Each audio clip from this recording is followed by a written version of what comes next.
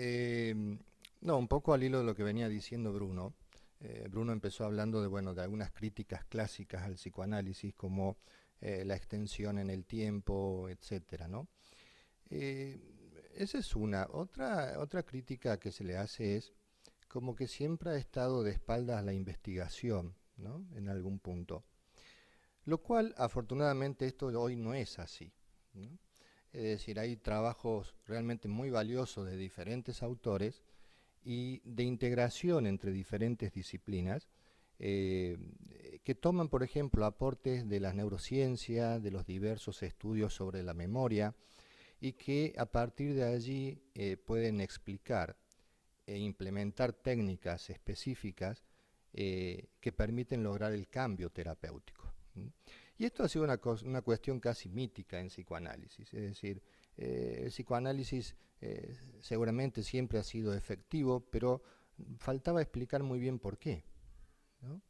Es decir, explicaciones por ahí muy amplias, muy abarcativas, de que el insight o de que hacer consciente lo inconsciente produce cambios, lo cual sin duda es así, pero creo que faltaba esto más de una explicación quizás más rigurosa del por qué esto es así. ¿Mm? Afortunadamente hoy hay estudios que demuestran, o sea, a partir de los cuales podemos este, no solamente explicar por qué hacer consciente lo inconsciente puede producir cambios en el psiquismo, sino ampliar, como decía Bruno, el método, ampliar las diferentes abordajes hacia diferentes dimensiones del psiquismo. ¿Mm?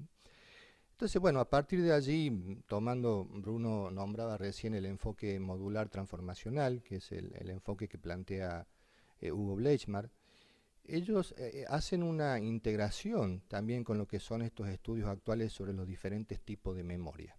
¿Mm? Eh, y a partir del cual pueden explicar con rigurosidad por qué se produce el cambio. ¿Mm? Entonces, esto creo que son avances realmente significativos en ese terreno, ¿no? Si hablamos de actualidad y de cambio terapéutico, creo que hoy el psicoanálisis tiene elementos como para explicarlo claramente, ¿no? Entonces, bueno, si tomamos diferentes tipos de memoria, ahí aparecen la memoria declarativa, la memoria procedimental, ¿no? Que son elementos que van marcando diferentes dimensiones del inconsciente sobre los cuales poder trabajar. ¿Mm? Y que al ser diferentes dimensiones requieren de técnicas que sean específicas para cada uno de esos sistemas inconscientes con los cuales vamos a trabajar.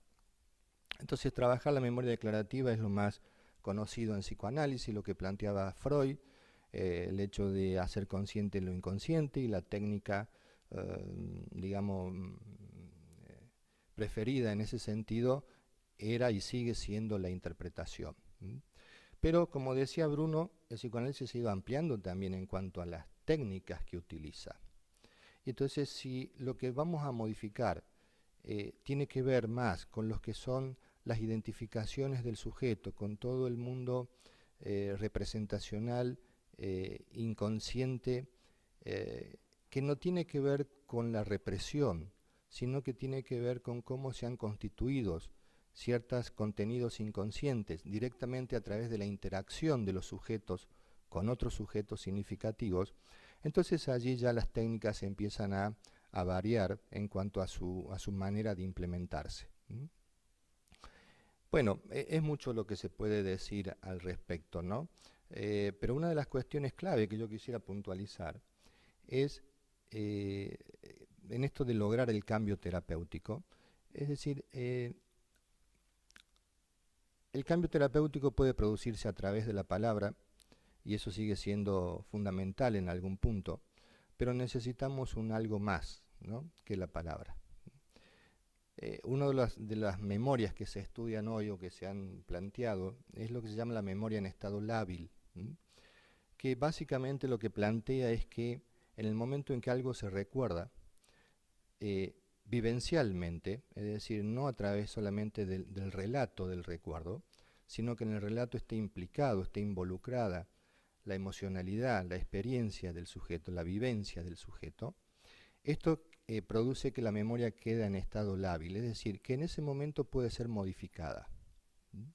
solamente en ese momento, si está acompañada de la carga vivencial. Entonces, esto, por ejemplo, abre realmente una ventana súper interesante para el trabajo en la psicoterapia, ¿no?